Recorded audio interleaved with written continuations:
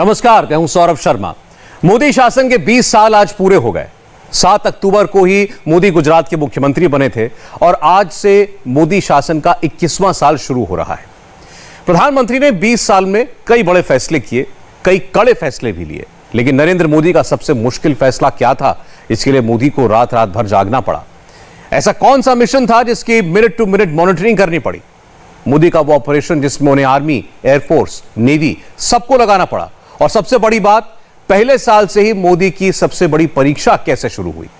मोदी शासन के 20 साल पूरे होने पर आज हम खासकर उन बातों का जिक्र करेंगे जिनमें नरेंद्र मोदी सबसे ज्यादा नंबरों से पास हुए।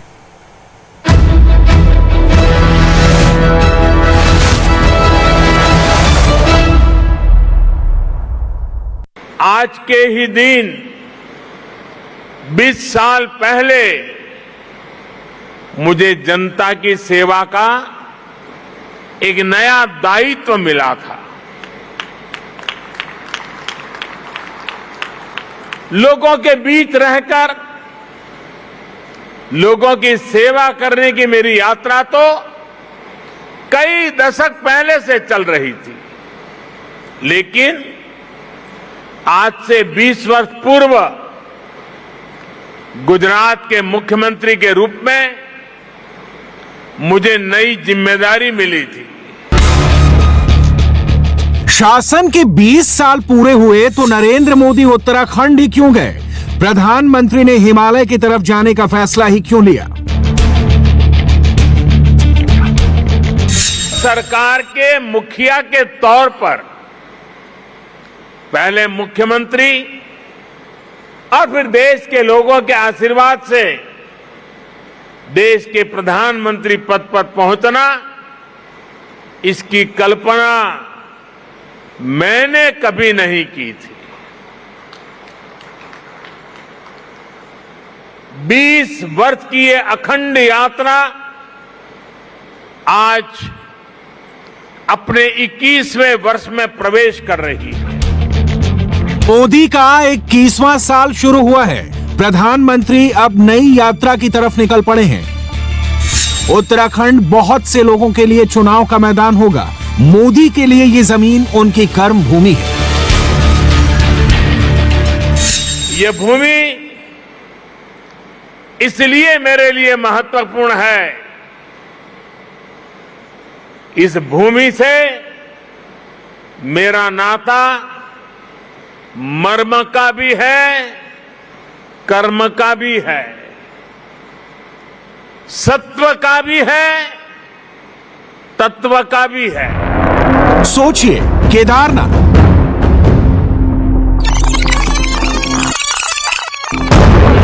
केदारनाथ का नाम लेते ही 8 साल पहले की आपदा याद आती है, जब यहां एक एक जिंदगी बचाने की लड़ाई चल रही थी। तब नरेंद्र मोदी प्रधानमंत्री नहीं थे। 2013 में मोदी केदारनाथ के 1000 किलोमीटर दूर गुजरात के मुख्यमंत्री थे। केंद्र में कांग्रेस के नेतृत्व वाली यूपीए का शासन था और उत्तराखंड में भी कांग्रेस का ही मुख्यमंत्री था। ये केदारनाथ घाटी ही थी जहां आपदा के बाद पूरी दुनिया ने कहा कि मोदी हैं बेस्ट डिजास्टर मैनेजर। मोदी के पीएम बनने से पहले और मोदी के पीएम बनने के बाद डिजास्टर मैनेजमेंट में क्या फर्क आया है, इसे समझने से पहले केदारनाथ हादसे के बाद छपी कुछ हेडलाइंस देख लेते हैं। आपदा के बाद सीएजी ने अपनी रिपोर्ट में लिखा था, 2013 में केदारनाथ की बाढ़ के बाद तत्कालीन राज्य सरकार का रिस्पॉन्स पर्याप्त नहीं था, यानी सावधानियां रखी जाती तो जान बचाई जा सकती थी। केदारनाथ आपदा में ही एक रात में 5000 से ज्यादा लोगों की मौत हो गई थी। केदार घाटी में लाशों के ढेर लग गए थे, जिनकी साफ सफाई में करीब साल भर लग गए। तब न्यूयॉर्क टाइम्स ने लिखा था, भारत सरकार ने खतरे की चेतावनियों को नजरअंदाज किया, जिससे इतना बड़ा हादसा हो गया। अब सरकार का लेटेस्ट रिस्पॉन्स देखते हैं। एक हफ्ते पहले ही ओडिशा के तट पर गुलाब तूफान आया और गुजर गया। तूफान आने से पहले जान बचाने वाले काम पर लग गए। पहले और अब में ये सबसे बड़ा अंतर आया है। कुछ तो हुआ है। कि मौसम विभाग की भविष्यवाणियां भी अचानक सटीक होने लगी हैं। सैटेलाइट से चप्पे चप्पे की मैपिंग होने लगी है और उसी के मुताबिक ग्राउंड पर रेस्क्यू ऑपरेशन का डायरेक्शन डिसाइड होने लगा है। मोदी के पीएम बनने से पहले आपदा आ जाने के बाद बचाने वाली टीम आती थी। अब आपदा से पहले ही रेस्क्यू सिस्टम काम में लग जाता है। पहले जान बचाने में अलग अलग एजेंसियां अलग अलग काम में लगती थीं। अब भारत की फुल फोर्स एक साथ काम पर लगती है। पहले जान बचाने वाली टीम नुकसान हो जाने के बाद पहुंचती थी। अब एक साथ सारी फोर्स सेंट्रल कमांड में काम करती है। अब टीम एक है, कप्तान एक है। सारी टीम कप्तान के कहने पर चलती है। दिल्ली से टीम जाती है, लोकल लेवल से नेशनल लेवल तक इमरजेंसी जैसा रिएक्शन होता है। एनडीआरएफ की टीम अब ग्लोब मास्टर और हरक्यूलिस में पहुंचती है।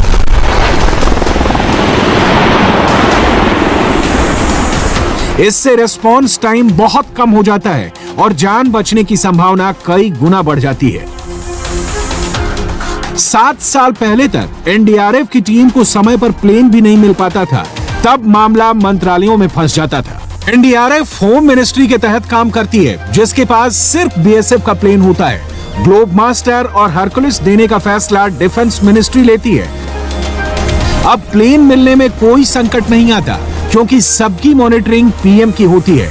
सबको एक ही ऑर्डर रहता है कि बचाना है तो बचाना है। इसलिए पूरे देश की ताकत एक मिशन में लग जाती है। आपदा कितनी भी बड़ी हो, हिंदुस्तान के चाहे किसी भी कोने में आई हो, देश को यह भरोसा रहता है कि नरेंद्र मोदी अवश्य कुछ करेंगे। प्रधानमंत्री जान तो जरूर ही बचा लेंगे। पहले क्या होता था और अब क्या होता है, इस अंतर को और अच्छे से समझने के लिए जरा पीछे चलकर देखते हैं।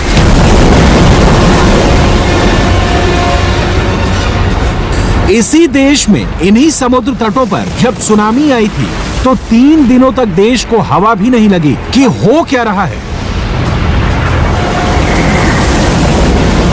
पहले दिन मौत का नंबर कुछ 100 लोगों का था, दूसरे दिन कुछ 1000 मौत की हेडलाइन छपी थी और तीसरे दिन मौत के नंबर लाखों में पहुंच गए थे।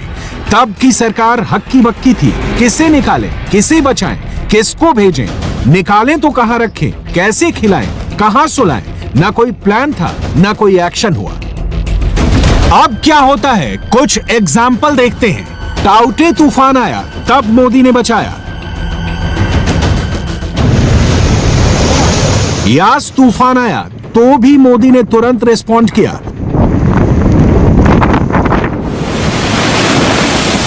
अम्फान तूफान ने नुकसान किया, लेकिन मोदी ने संभाल लिया। इसी साल चमोली ग्लेशियर हादसा हुआ, तब भी जान माल का नुकसान सीमित रहा। डिजास्टर मैनेजमेंट का सिस्टम वही है, सिस्टम में काम करने वाले लोग वही हैं, लेकिन लीडर अलग है, इसलिए रिजल्ट अलग दिखता है। 250 किलोमीटर प्रति घंटे की रफ्तार वाला तूफान आया हो, तब भी नरेंद्र मोदी ग्राउंड जीरो की सिचुएशन देखने उस राज्य के मुख्यमंत्री से पहले पहुंचते हैं। उत्तराखंड के पहाड़ों पर ग्लेशियर फटने की रिपोर्ट पर भी प्रधानमंत्री सबसे पहले रिएक्ट करते हैं। पीएमओ में प्रीव्यू मीटिंग करके मोदी पहले से तैयारियों का जायजा लेते हैं और आपदा के बाद राहत और बचाव कार्यों की रिव्यू मीटिंग खुद प्रधानमंत्री लेते हैं। क्या मोदी हिंदुस्तान के सबसे असरदार डिजास्टर मैनेजर हैं? नरेंद्र मोदी ने डिजास्टर मैनेजमेंट कहां और कब सीखा? प्रधानमंत्री के आपदा नियंत्रण का फॉर्मूला क्या है? नरेंद्र मोदी के डिजास्टर मैनेजमेंट का मॉडल समझना हो तो दिल्ली या मुंबई में बैठकर नहीं समझा जा सकता। इसके लिए गुजरात के भुज चलना होगा, जहां मोदी को पहला एक्सपीरियंस मिला। आज का भुज ऐसा दिखता है। यहां की गलियों में घुसकर देखें तो गांव में भी शहर की फीलिंग आती है। 20 साल पहले 2001 की 26 जनवरी को इसी भुज में 100 साल का सबसे भयंकर भूकंप आया था। रिक्टर स्केल पर 7.7 तीव्रता के भूकंप के बाद भुज में सब कुछ तबाह हो गया था। ये है आज का भुज। भव्य, विशाल और बढ़ता हुआ भुज, जो कि पिछले 20 सालों में 6 स्क्वायर किलोमीटर से बढ़कर के 56 स्क्वायर किलोमीटर के एरिया में फैल गया है। और ऐसा इसलिए संभव हो पाया क्योंकि मुख्यमंत्री बनने के बाद 2001 में सबसे पहले नरेंद्र मोदी यहाँ आए थे और उन्होंने आते ही कहा था कि वो अगले 3 से 6 महीने में एक विजिबल चेंज चाहते हैं।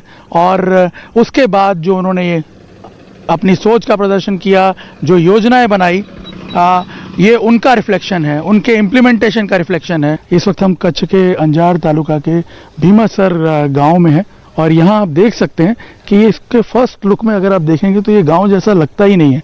यहाँ आप देखिए सीमेंटेड सड़कें हैं, कहीं पे पक्की सड़कें हैं। यहाँ अगर आप पाके देखें लोगों के घर जो बने हुए हैं। भुज में आज जहां शहर दिखता है, 20 साल पहले यहां मलबे का ढेर था। आज जहां जीवन है, 20 साल पहले यहां मौत खड़ी थी। जब भुज की धरती हिली थी तब नरेंद्र मोदी गुजरात के सीएम नहीं थे। न पावर था, न पोजीशन थी। पार्टी में भी मोदी किसी पद पर नहीं थे। फिर भी भुज में हुए डैमेज का अंदाजा लगाने के लिए वो एक बाइक पर पीछे बैठकर भुज पहुंच गए थे। नरेंद्र दामोदर दास मोदी। भुज भूकंप के बाद गुजरात को फिर से अपने पैरों पर खड़ा करने के लिए ही नरेंद्र मोदी को गुजरात का सीएम बनाया गया। तो मोदी ने अपना क्राइसिस मैनेजमेंट 10 दिनों के अंदर शुरू कर दिया। 10 साल पहले का मोदी का ये बयान गुजराती में है, लेकिन ध्यान से सुनेंगे तो सब क्लियर समझ में आएगा। મને સ્મરણ છે કે ભૂકંપ પછી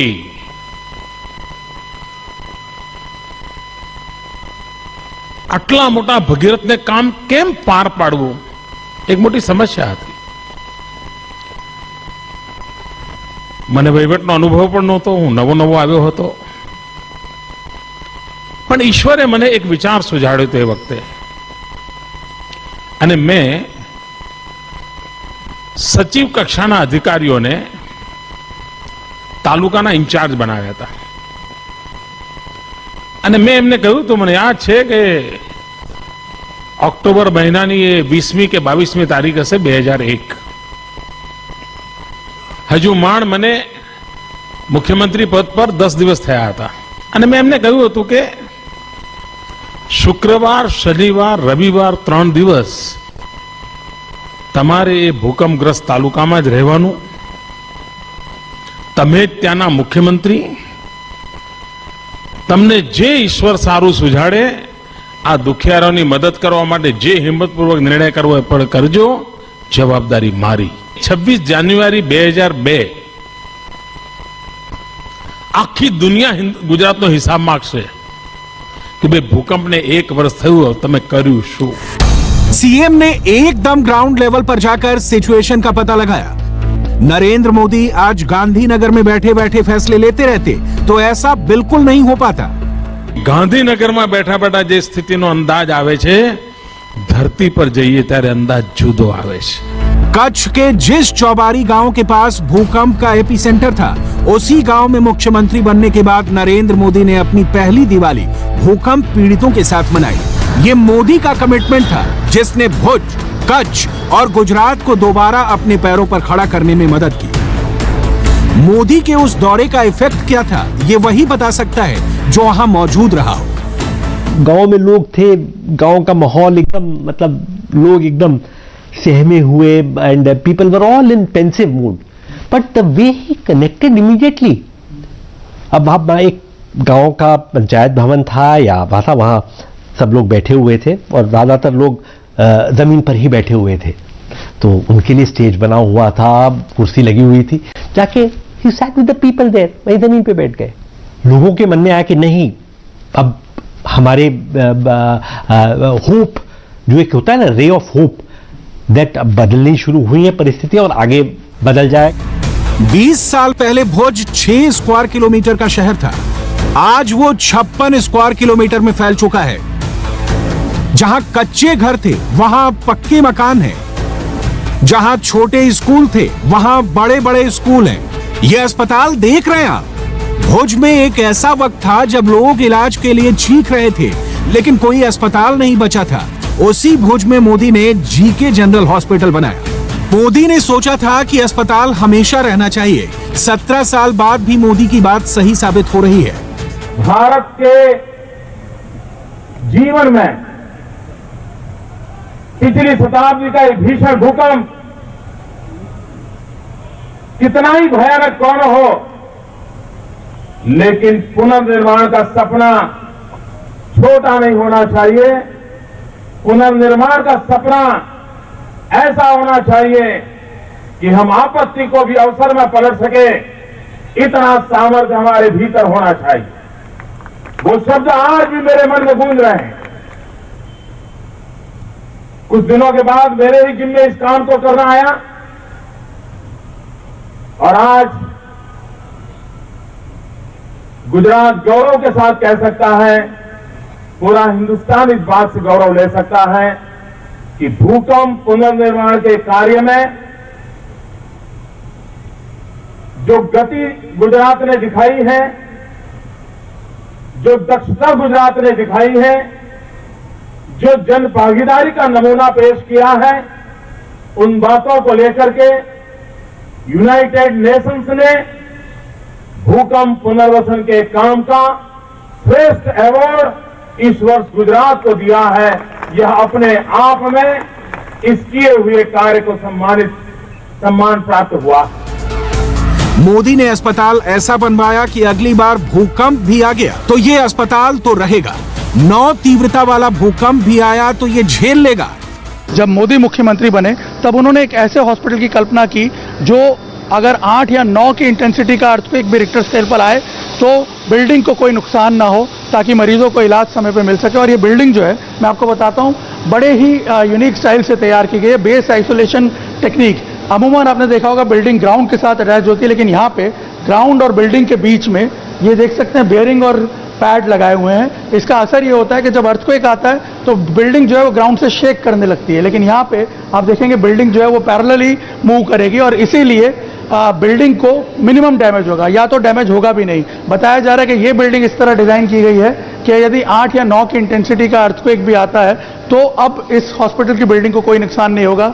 यही आपको नरेंद्र मोदी की जो यूनिक सोच है उसका पता चलता है। जब देश के लिए मुश्किल घड़ी आती है, जब लोगों को कोई उपाय नहीं सूझता, मोदी को करीब से जानने वाले कहते हैं कि मुश्किल घड़ी में मोदी का दिमाग ज्यादा तेजी से चलता है। डिजास्टर कभी बताकर नहीं आता, आपदा आने की तारीख कैलेंडर में पहले से मार्क नहीं होती, लेकिन प्रधानमंत्री जब कमांड सेंटर में कमान संभालते हैं तो पूरी तस्वीर बदल जाती है। डिजास्टर से निपटने के लिए एनडीआरएफ आज हिंदुस्तान की फर्स्ट रिस्पांस यूनिट है। ये फोर्स 2005 में बनी, मनमोहन सिंह ने बनाई, लेकिन आइडिया आया कहां से? बहुत कम लोगों को मालूम है कि मनमोहन सरकार से 2 साल पहले ही नरेंद्र मोदी ने गुजरात में ऐसी फोर्स बना दी थी। डिजास्टर रिस्पांस फोर्स कैसे काम करे, इसके बारे में फर्स्ट एक्सपीरियंस मोदी को गुजरात से ही मिला।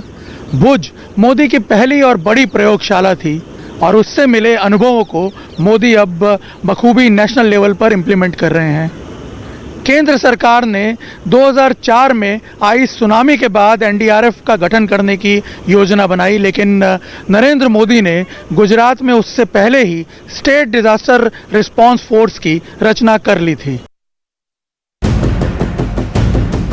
हिंदुस्तान के हर इंसान की जान की कीमत है, चाहे वो हिंदुस्तान में रहे या जहान के किसी भी कोने में। 2015 का यमन क्राइसिस याद करिए। मोदी के एक फोन कॉल पर सऊदी अरब के किंग सलमान ने भारतीय विमानों को 3 से 4 घंटे के लिए यमन की सीमा में घुसने की परमिशन दी थी। यमन रण क्षेत्र बना हुआ था। मोदी ने जनरल वीके सिंह को भेजकर 5000 भारतीयों को सुरक्षित निकाला। मोदी से पहले कुछ चीजें लगता था कि इजराइल और अमेरिका ही कर सकते हैं। अपने एक एक नागरिक को बचाने का काम नरेंद्र मोदी करने लगे।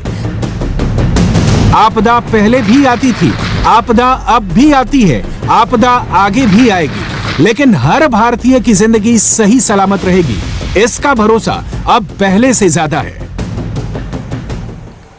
प्रधानमंत्री नरेंद्र मोदी को पावर में रहते हुए 20 साल पूरे हो गए। पीएम मोदी ने इस पावर का इस्तेमाल नागरिकों की जिंदगी में ट्रांसफॉर्मेशन लाने के लिए किया।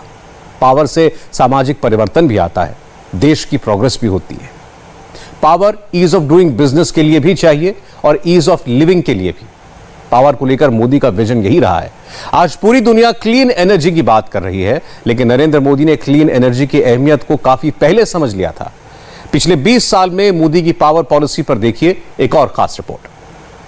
भारत की गति प्रगति में देश के एनर्जी सेक्टर की बहुत बड़ी भूमिका है।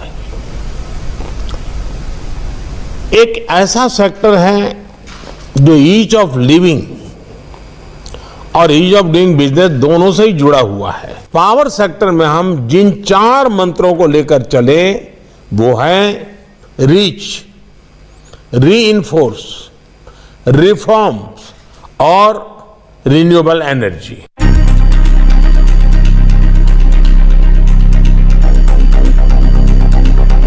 मैं बिजली हूं, मुझसे ही देश और दुनिया की प्रगति है। 1000 दिन के अंदर बिजली का खंभा, बिजली का तार और बिजली पहुंचे, ये काम पूरा करके दिया। नरेंद्र मोदी जब भी सोचते हैं दूर की सोचते हैं, फिर चाहे पॉलिटिकल पावर से जनता को एम्पावर करना हो या फिर पावर यानी बिजली से देश को ताकतवर बनाना। मुख्यमंत्री से लेकर प्रधानमंत्री तक के अपने 20 साल लंबे समय में नरेंद्र मोदी का पावर विजन हमेशा दूर की सोचने वाला रहा है। आज का ये प्रयास यूं तो एक छोटा बल्ब है, लेकिन वह आने वाली पीढ़ियों के लिए प्रकाश पथ है। और जो आने वाली पीढ़ियों का प्रकाश पथ है और वैश्विक परिवेश में इसका महात्मा है, उस अर्थ में मैं समझता हूं कि एक महत्वपूर्ण काम को आज हम प्रारंभ कर रहे हैं। बिजली पैदा करने की जितनी लागत लगती है, उससे बचाने में लागत बहुत कम लगती है, लेकिन बिजली बनाने में जो मेहनत पड़ती है, बिजली बचाने में मेहनत ज्यादा पड़ती है। एक उद्योगकार बिजली पैदा तो कर सकता है, लेकिन उतनी बिजली बचाने के लिए करोड़ों करोड़ों नागरिकों का सहभाग चाहिए। आधुनिक युग में पावर बेहद जरूरी है। पॉलिटिकल पावर जो जनता से मिलती है, जिससे सामाजिक बदलाव आता है, ये पावर ईज ऑफ बिजनेस के लिए भी जरूरी है और ईज ऑफ लिविंग यानी बेहतर जिंदगी के लिए। आज के युग में मेरे बिना जीवन कितना संघर्षपूर्ण है, इससे आप अंदाजा लगा सकते हैं कि हिंदुस्तान के 18,452 गांव पिछले 70 साल मेरे बिना किस हाल में जीते रहे होंगे। 13 साल तक एक मुख्यमंत्री के रूप में और फिर लगभग 7.5 बरस से प्रधानमंत्री के रूप में नरेंद्र मोदी ने पावर की इस यूटिलिटी को ना सिर्फ समझा है, बल्कि इसकी मदद से देश के आम नागरिकों को एम्पावर करने का काम किया है। क्योंकि पावर से ही देश चलता है, इकॉनमी चलती है, नागरिक सशक्त होते हैं। इसलिए नरेंद्र मोदी का पावर विजन वर्तमान को बेहतर बनाने के साथ साथ उज्जवल भविष्य के निर्माण पर जोर देने वाला रहा है। सौर ऊर्जा आज की नहीं बल्कि 21वीं सदी की ऊर्जा जरूरतों का एक बड़ा माध्यम होने वाला है, क्योंकि सौर ऊर्जा श्योर है, प्योर है और सिक्योर है। श्योर इसलिए क्योंकि ऊर्जा के बिजली के दूसरे स्रोत खत्म हो सकते हैं, लेकिन सूर्य सदा सर्वदा पूरे विश्व में हमेशा ही चमकता रहेगा। प्योर इसलिए क्योंकि ये पर्यावरण को प्रदूषित करने के बजाय उसको सुरक्षित रखने के में मदद करता है। पहले मुख्यमंत्री और फिर प्रधानमंत्री के रूप में नरेंद्र मोदी ने बिजली को हमेशा हर नागरिक के बुनियादी अधिकार के तौर पर देखा। करीब एक सदी पुरानी देश के पावर सिस्टम में नई जान डालने से लेकर उसे 21वीं सदी के हिसाब से मॉडर्नाइज करने के लिए प्रधानमंत्री ने 4R के फॉर्मूले पर अमल किया है। प्रधानमंत्री नरेंद्र मोदी 135 करोड़ से ज्यादा आबादी वाले भारत देश के हर नागरिक को पावर से सशक्त बनाने के लिए काम करते रहे हैं। बिजली के बिना आज जीवन की कल्पना भी नहीं की जा सकती। हमारी बुनियादी ज़रूरतों को पूरा करने के लिए भी बिजली बहुत ज़रूरी है और देश को 21वीं सदी में स्मार्ट नेशन बनाने के लिए ज़मीनी स्तर पर बिजली के क्षेत्र में काम करने के साथ साथ, बिजली पहुंचाने के साथ साथ देश में नेशनल लेवल पर पावर पॉलिसी में भी तालमेल बैठाने के लिए प्रधानमंत्री ने 4R का फॉर्मूला दिया है। मोदी के पावर विजन के 4R की पहली पायदान है रीच, यानी देश के हर नागरिक तक बिजली पहुंचाना। हर घर तक बिजली पहुंचाने की शुरुआत नरेंद्र मोदी ने गुजरात के मुख्यमंत्री के तौर पर ही कर दी थी, जब उन्होंने वर्ष 2003 में ग्राम ज्योति योजना की शुरुआत की थी। इस योजना के तहत गुजरात के हर घर तक बिजली पहुंचाने के साथ साथ राज्य के हर किसान को उसकी जरूरत की बिजली देने का लक्ष्य रखा गया था। योजना के तहत घरेलू इस्तेमाल और कारोबारी या कृषि के इस्तेमाल के लिए बिजली की फीडर लाइनें अलग अलग की गई थी, क्योंकि घरों की जरूरतें अलग थीं और किसानों और कारोबारियों की जरूरतें अलग। ज्योति ग्राम योजना के तहत गुजरात के ग्रामीण क्षेत्रों में 24 घंटे 3 फेज बिजली पहुंचाई गई। वहीं किसानों को दिन या रात में 8 घंटे बिजली सप्लाई करने की गारंटी दी गई। ज्योति ग्राम योजना के तहत गुजरात के गांवों के हर घर तक बिजली पहुंचाने के साथ साथ प्रधानमंत्री ने अपने 4R फॉर्मूले के दूसरे R यानी पावर इंफ्रास्ट्रक्चर को री-एनफोर्स किया।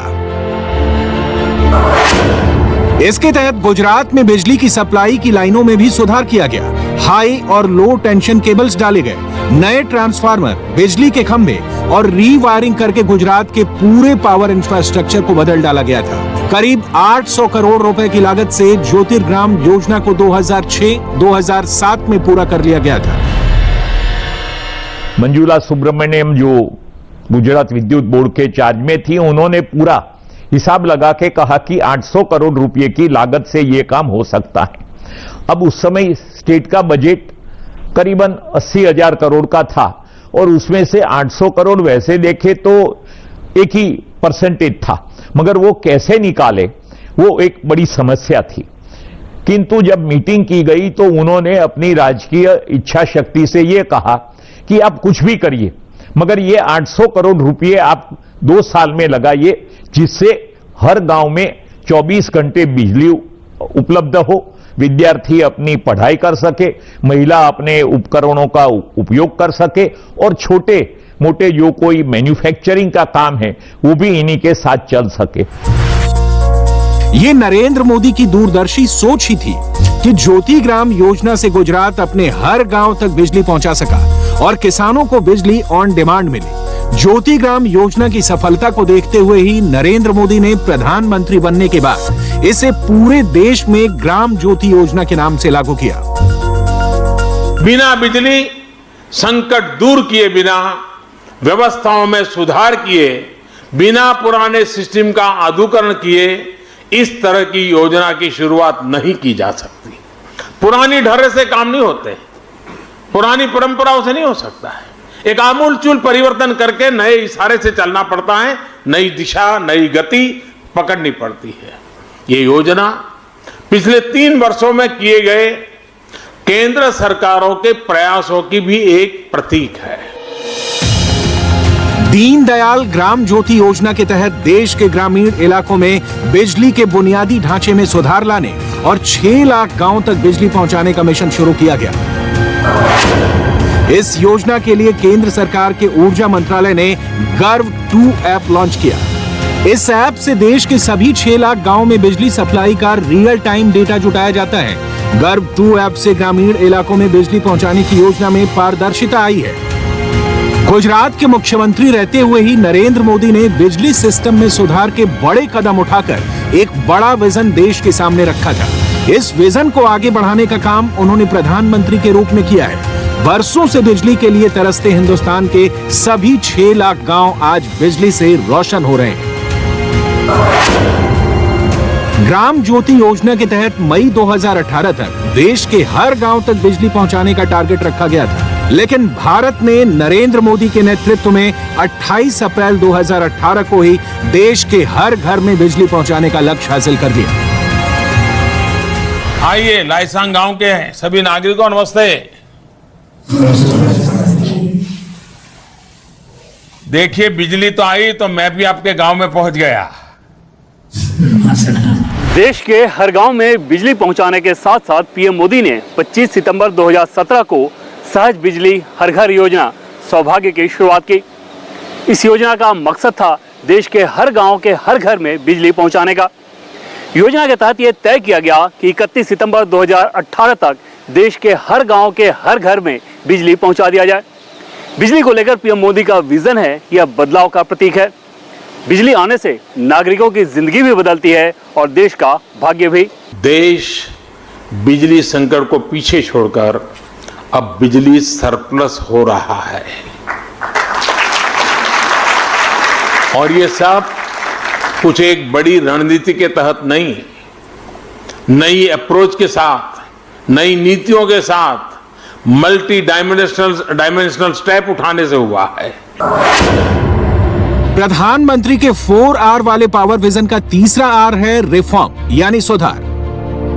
गुजरात का मुख्यमंत्री रहते हुए नरेंद्र मोदी को इस बात का बखूबी अंदाजा हुआ था कि देश की नेशनल ग्रिड राज्यों में बटी है और इसमें सुधार करके पावर इंफ्रास्ट्रक्चर का नेशनल इंटीग्रेशन करने की जरूरत है। इसलिए प्रधानमंत्री मोदी ने one nation one grid one frequency का टारगेट रखा। भारत को बिजली की कमी वाले देश से पावर सरप्लस कंट्री बनाया। बिजली व्यवस्था में कानूनी सुधार के लिए मोदी सरकार नेशनल इलेक्ट्रिसिटी अमेंडमेंट बिल भी लेकर आई है। बिजली संशोधन बिल 2021 के तहत ये प्रावधान है कि इसमें उपभोक्ता सिम कार्ड की तरह अपना कनेक्शन भी बदल सकेंगे। जाहिर तौर पर इससे बिजली कंपनियों के बीच कंपटीशन बढ़ेगा और इसका सीधा फायदा कंज्यूमर को होगा। इलेक्ट्रिसिटी अमेंडमेंट बिल 2021 के बाद बिजली वितरण का सिस्टम ज्यादा डिसेंट्रलाइज हो जाएगा और सप्लाई लाइंस बेहतर हो सकेंगी। पावर रिफॉर्म्स को लेकर पीएम मोदी के विजन का यह महत्वपूर्ण हिस्सा है जो फिलहाल विपक्षी दलों के विरोध के कारण अटका हुआ है। प्रधानमंत्री नरेंद्र मोदी का मानना है कि पावर सेक्टर में सुधारों से देश की पावर बढ़ेगी। मोदी मानते हैं कि बिजली अपने आप में बहुत बड़ा उद्योग है। बिजली सिर्फ उद्योगों की नहीं, आम नागरिकों की भी जरूरत है। इसे एक अलग सेक्टर के रूप में स्थापित करना ही प्रधानमंत्री का लक्ष्य है। पावर सेक्टर को पहले जिस नजर से देखा जाता था, हमारा उसे देखने का नजरिया बिल्कुल अलग है। आज जितनी भी रिफॉर्म्स किए जा रहे हैं वो पावर को इंडस्ट्री सेक्टर का एक हिस्सा मानने के बजाय अपने आप में एक सेक्टर के रूप में ट्रीट कर रहे हैं। पावर सेक्टर को अक्सर इंडस्ट्रियल सेक्टर के एक सपोर्ट सिस्टम की तरह ही देखा जाता रहा है, जबकि बिजली अपने आप में ही अहम है और ये अहमियत सिर्फ उद्योगों की वजह से नहीं है। यही कारण है कि आज सामान्य जन के लिए बिजली की उपलब्धता पर इतना ज्यादा ध्यान दिया जा रहा है। सरकार की नीतियों का ही प्रभाव है कि आज भारत की पावर डिमांड रिकॉर्ड स्तर तक पहुंच चुकी है। हम देश भर में बिजली सप्लाई और डिस्ट्रीब्यूशन सेगमेंट की परेशानियों को दूर करने में लगे हैं। एनर्जी सेक्टर में सुधार से देश के लिए अहम दूसरे एजेंडे को पूरा करने में मदद मिलेगी। फिर चाहे वो आत्मनिर्भर भारत मिशन हो, गांव में 24 घंटे बिजली सप्लाई हो, जलवायु परिवर्तन के खेती पर असर से निपटना हो, समुद्र का स्तर बढ़ने की चुनौती से निपटना हो या फिर गरीबों की तादाद कम करना हो। ये सभी सुधार बिजली व्यवस्था को सुधार कर आधुनिक बनाने पर ही निर्भर है। देश की तरक्की में बिजली की इसी अहमियत को नरेंद्र मोदी ने पहला संवैधानिक पद यानी मुख्यमंत्री की कुर्सी संभालते ही समझ लिया था और वो इस सेक्टर को सुधारने में जुट गए थे। बिजली है, पूरे देश के अंदर बिजली का उत्पादन इतना है, खपत इतनी है और खेती बाड़ी के अंदर उनको लेके कि उस टाइम पे भी डेफिसिट भी है और बिजली भी सस्ती दे रहे हैं, तो जो बिजली बोर्ड है उनको नुकसान भी होता है। तो it became more of a financial and a mathematical issue rather than an issue related to people in general. और उनका जो कोई भी विषय को समझने का जो अंदाज था वो ठीक है, finances are also important, technical issues are also important, but more than that economic relevance and social relevance is also equally important. वो इस बात को समझ पाए थे। पावर सेक्टर में सुधार के नरेंद्र मोदी के विजन का चौथे आर का मतलब है रिन्यू या रिन्यूएबल एनर्जी। रिन्यूएबल एनर्जी का मतलब ऐसी बिजली है जिसे बनाने में पर्यावरण को नुकसान न हो, जिससे धरती का तापमान न बढ़े, जिसका स्रोत असीमित हो, जैसे कि solar energy, wind energy, hydro power यानी पानी से बनने वाली बिजली और ग्रीन हाइड्रोजन। धरती को क्लाइमेट चेंज के बुरे असर से बचाने के लिए रिन्यूएबल एनर्जी की सख्त जरूरत है। ये नरेंद्र मोदी की दूरदर्शी सोच ही है कि भारत रिन्यूएबल एनर्जी का पावर हाउस बनकर उभर रहा है। पिछले 5 वर्षों में भारत ने हवा और पानी से बिजली बनाने की अपनी क्षमता बढ़ाकर दोगुनी कर ली है। दुनिया ये मानती है कि जलवायु परिवर्तन से निपटने के लिए सभी देशों को क्लीन एनर्जी को ही अपनाना होगा। ये मोदी का ही विजन है, जिससे भारत उन गिने चुने देशों में शामिल है जिसकी ऊर्जा नीति पेरिस जलवायु समझौते से मिलती है। भारत क्लीन एनर्जी या रिन्यूएबल एनर्जी बनाने वाला दुनिया का 5वां बड़ा देश है। आज भारत के कुल बिजली उत्पादन में से 18% क्लीन एनर्जी है, जिसे 2030 तक बढ़ाकर 40% करने का टारगेट है। मोदी सरकार ने 2030 तक 450 गीगावाट क्लीन एनर्जी के उत्पादन का लक्ष्य रखा है, जो अमेरिका, फ्रांस और जापान के कुल मौजूदा एनर्जी उत्पादन के बराबर होगा। नरेंद्र मोदी के शासनकाल में ही मध्य प्रदेश के रीवा में एशिया के सबसे बड़े सोलर प्लांट ने काम करना शुरू किया। हमारी परंपरा में, हमारी संस्कृति में, हमारे रोजमर्रा के जीवन में सूर्य उपासना का एक विशेष स्थान है। सूर्य देव की इसी ऊर्जा को आज पूरा देश अनुभव कर रहा है। ये उन्हीं का आशीर्वाद है कि हम सोलर पावर के मामले में दुनिया के टॉप 5 देशों में पहुंच गए हैं। भारत ने स्वच्छ बिजली या इको फ्रेंडली बिजली बनाने का टारगेट यूं ही नहीं तय किया है। नरेंद्र मोदी ने गुजरात के मुख्यमंत्री के तौर पर ही क्लीन एनर्जी के विजन पर काम करना शुरू किया था। 2010 में गुजरात के संतानपुर में पहले सोलर प्लांट का काम शुरू हुआ था। मोदी ने इस प्लांट को 2011 में कमीशन किया था। आज इस प्लांट में 750 मेगावाट बिजली बनाई जा रही है। 2011 में मनमोहन सरकार ने पूरे देश में 250 मेगावाट सोलर पावर जनरेट करने का टारगेट रखा था। वहीं गुजरात के मुख्यमंत्री के रूप में नरेंद्र मोदी ने अकेले एक ही प्लांट से 250 मेगावाट सौर ऊर्जा बनाने की उपलब्धि हासिल की थी। इंडिया टीवी हर वक्त हर जगह डाउनलोड करने के लिए सर्च करें India TV news Google play store या ऐप स्टोर पर।